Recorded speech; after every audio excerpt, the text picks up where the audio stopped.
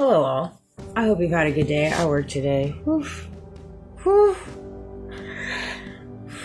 Busy, busy, busy. I'm such a passionate person. I really am.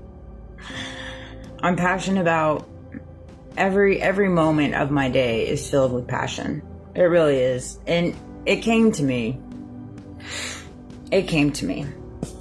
Why I'm such a passionate person.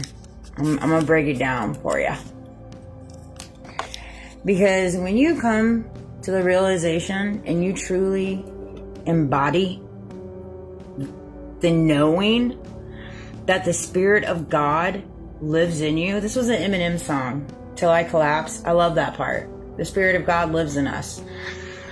When you embody that, you just know, you truly embody the fact that every beacon and part of you, imperfect, is what is perfect for you at that mere moment, at that mere second, at that mere decision, and that mere thought, that mere dance move, that mere retarded joke, or whatever. Fill in the blanks, right? You just learn how to literally just enjoy life. Enjoy life because the Spirit of God lives in you. He lives in all of us. The Holy Spirit lives in all of us. That's why you wrestle so much with your flesh, your pride, and your ego. Because the Spirit of God lives inside of you and you're literally just battling inside of you. That's the battle. And it is a strong duality that a lot of people face issues with. It is. That's why Spirit always be sitting me down. Always be sitting me down all day. I just get really passionate when I see the grossness and the entanglement of just the conditionings of the world and what they're doing to us. Not only me, but just to every single American out here. Every single person on the earth. Not even just Americans, just people in general. All facets, all countries. Like it's the grossness. And when you wake up to that, it's hard to unsee it. You know, and it's sad. It's sad. You've literally got everybody just beating the pavement so you can run and just funnel money back in. That's literally it. Or you can, go along the lanes that they give you, and you're like, look, you can make something of yourself, but this is what you're going to have to do for it. You're going to have to move unethically, immorally, not faithfully. You're going to have to not be aligned with yourself, essentially, because if you were aligned with yourself, you wouldn't go along with unethical things. You wouldn't go along with, people say selling your soul, but it's not. It is in different ventures selling your soul, but it's just the power of greed. It's the power of money. It's the power of clout. It's the power of power. It's an addiction to power. It's an addiction to greed. It's an addiction to money. And see, when you move alongside and recognize the Spirit of God is inside of you, none of that wrestle is inside of you. You don't carry that because God doesn't carry that, And it is a very hard thing to wrestle with inside because the world conditions us to wrestle with those things. You know what I mean? The world tells you you are unworthy unless you check these boxes, unless you have that white picket fence. But you have to do this XYZ to get that white picket fence. But while the entire time you're trying to get that white picket fence, you're killing yourself and you're losing your identity. You're losing your soul and you're losing your self of life. You're losing your happiness. You're losing your joy. And see, I found it by the grace of God in my rebirth, my transformation. And it's one of those things. It comes with a lot of kickback. It comes with a lot of hate. It comes with a lot of projections and deflections. Same thing Jesus walked through. Same thing God. And it's one of those things. It's sad. It's very sad. But a couple things came to me. This one was funny. TI individuals thinking they're the ones being TI'd, but in fact, God's TI'ing the ones that are actually TI'ing the individuals. Let's see if you can make that make sense. Meaning, When you come to the realization that you're no longer in suffering because you've taken your power back, you have control of the illusions around you. You have control of your energy. You have control of your emotional intelligence. You have control of your mind. You have control of your heart. You have control of your reactions to the best of your abilities. You're not perfect by any means, but you always move close. You always steer onto the fact of how God walks, right?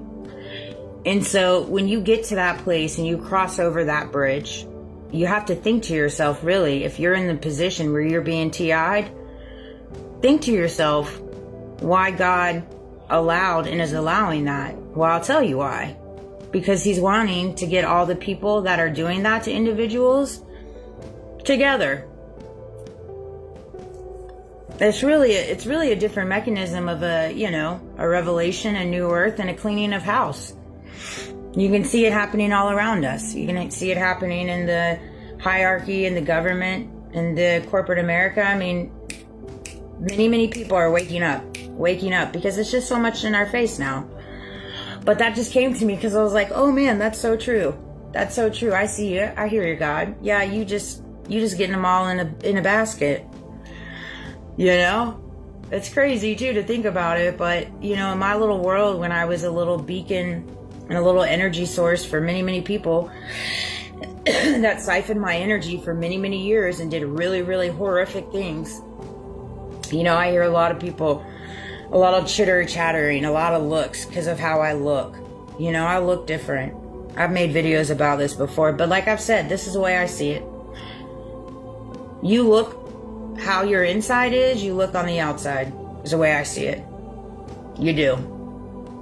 And when you have a clean, pure heart, you have a clean, pure soul, you lead with pure intentions, you lead with unconditional love, you lead with forgiveness, you lead with peace, you move for acts of service and acts of kindness, not only for your people in your energy, but also humanity and mankind.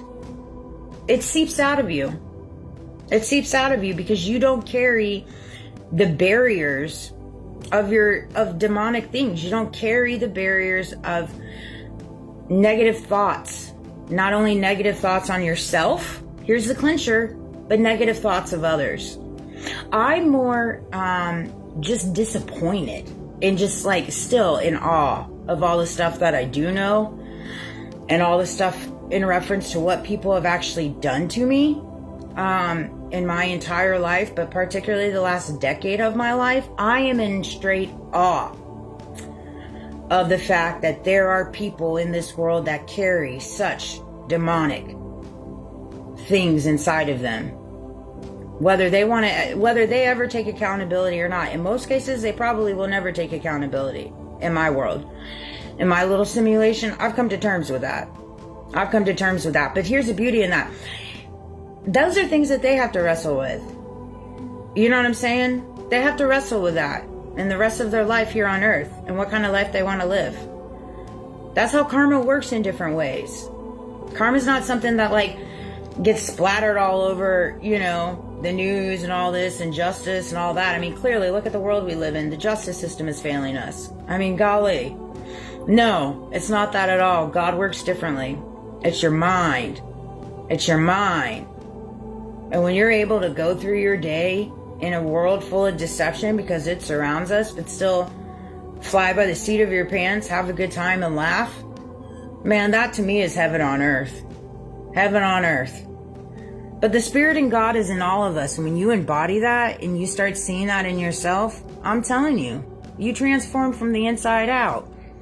When you recognize the Spirit of God is inside of you, why in the world are you killing yourself to make people like you?